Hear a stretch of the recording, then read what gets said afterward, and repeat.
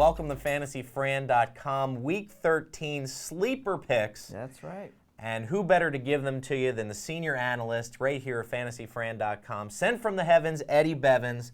And Eddie, we're going to give the folks some really, really good sleeper picks for this Week 13. And I'm just going to start right off the bat. And I know Fran doesn't like the way he throws the ball. I talked to him about this, but we still had to put him up there because, goodness gracious, there's just not many sleepers anymore by the time you get to Week 13. That's right. But Vince Young in Philadelphia had himself a day, 400 yards passing, but he had to. He had to. They were losing the game kind of early on, had to pass the ball, but right off the bat, right off the shoot, he comes out and hits Riley Cooper down the field for like a 60-yard bomb. And as long as Vince Young is quarterbacking and Jeremy Maclin is out, Vince Young is going to be a sleeper, and Riley Cooper is going to be a valid sleeper for folks as well. But you had a couple good running back sleepers that you thought people should be looking at this week. A couple running backs I really like this week.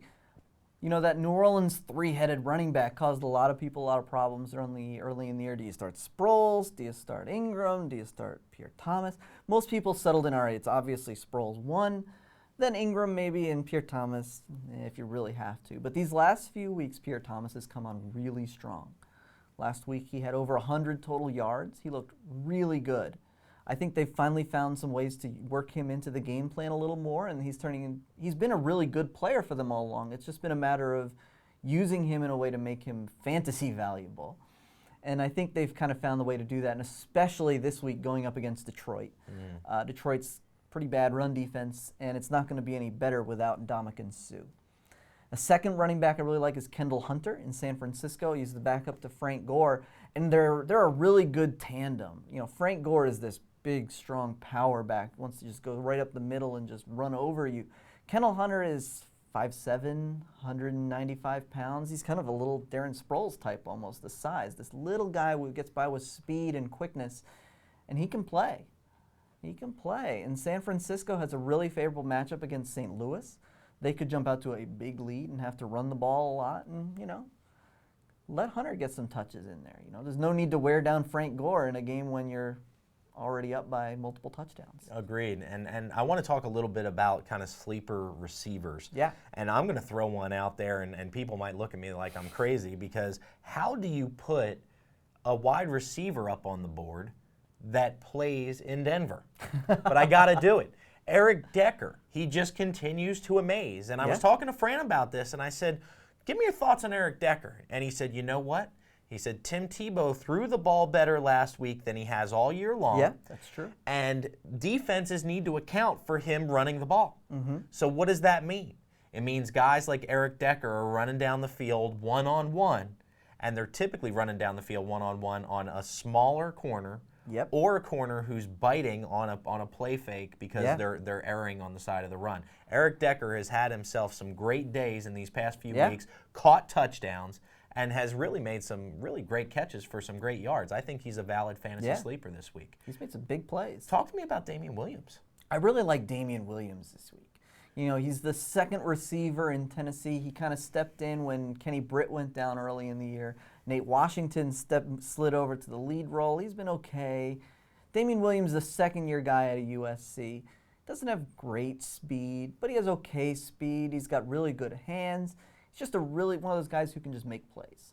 You know, he can just catch the ball. He had a couple really big weeks a few weeks ago, but he's kind of slipped off the radar with some down games the last couple weeks. I think he could be in for kind of a return to form against Buffalo. Buffalo's defense is really struggling, and now their offense is really banged up without Fred Jackson. They're going to struggle to move the ball, and as a result, Tennessee could get some good field position, and Damian Williams could, you know, be in line for some nice plays. How about for people in deeper leagues that are looking to pick up a tight end because they don't have access to a Gronkowski or Hernandez or Gonzalez? Give me a sleeper tight end.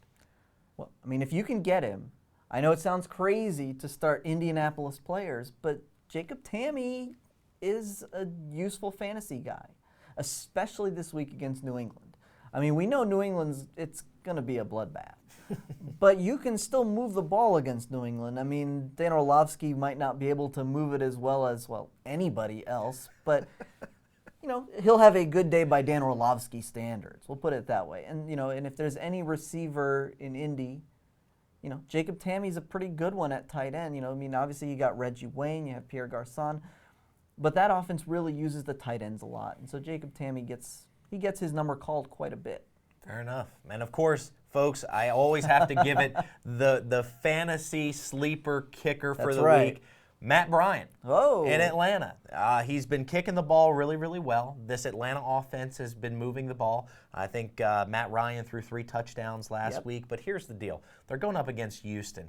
And Houston's defense is playing really, really good. They are. But they're starting TJ Yates.